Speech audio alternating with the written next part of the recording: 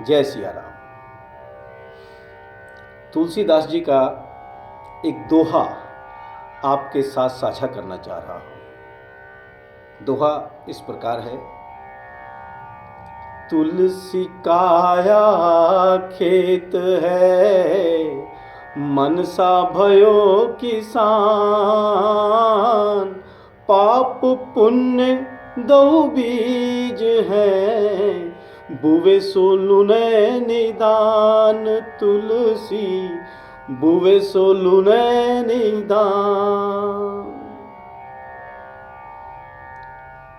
तुलसी काया खेत है, मनसा भयो किसान।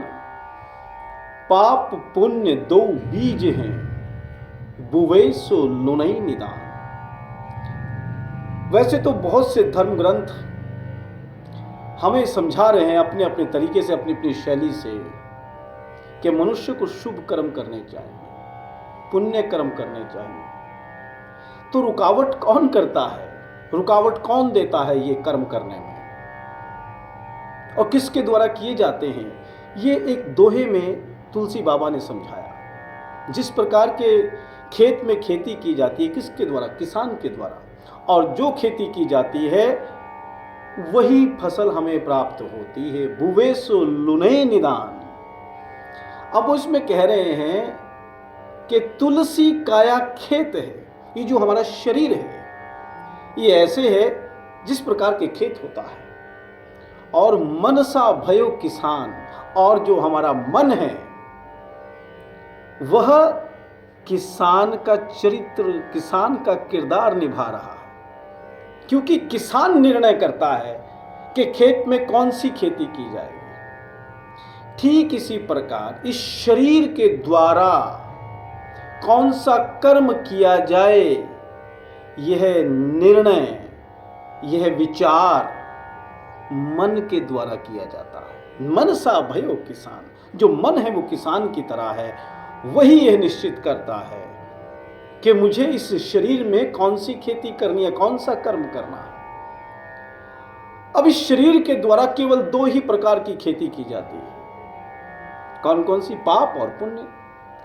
दो प्रकार के बीज हैं इस मन के पास, कि पाप पुण्य दो बीज हैं। ये दो ही बीज हैं। चाहे तो पाप कर्म कीजिए, चाहे पुण्य कर्म कीजिए, और फल दोनों का मिलेगा। पाप कर्म का फल दुख मिलेगा, और पुण्य कर्म का फल सुख मिलेगा।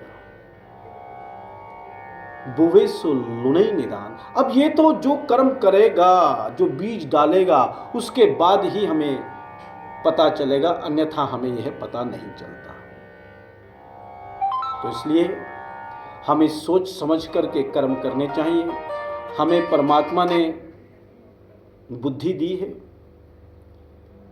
हमें इतने शास्त्र दिए हैं कि हम उनकी बुद्धि के अनुसार उन्हें समझें और उसी के अनुसार अनुसरण करें, अपना जीवन शास्त्रों के अनुसार जिएं। बड़ी मेहनत की है हमारे पूर्वजों ने, ऋषि मुनियों ने हमारे लिए मेहनत की है कि हमारे आने वाली पीढ़ी वो अच्छा जीवन जिए। और इसके बावजूद भी अगर हम गलत जीवन जी रहे हैं तो ये हमारी अज्ञानता है। तो आइए इस जीवन को शुभ कर्म में हम लगाते हैं और अपने जीवन को धन्य बनाते हैं। जय सिया राम।